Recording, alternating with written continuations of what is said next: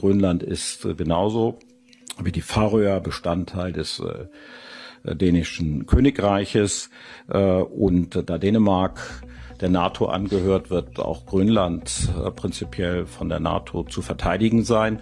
Und wenn es dort weitere Erfordernisse gibt, die Verteidigungsanstrengungen bezüglich Grönlands zu verstärken, dann werden wir das im Rahmen der Allianz miteinander zu besprechen haben. We need Greenland from a national security situation. It's so strategic.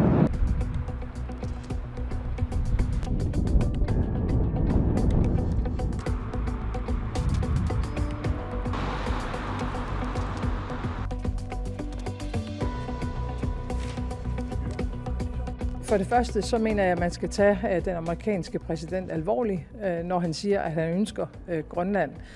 Men jeg vil også gøre klart, at hvis USA vælger at angribe et andet NATO-land militært, så hører alting op, altså inklusiv vores NATO og dermed den sikkerhed, som er blevet tilvejebragt siden afslutningen på 2. verdenskrig.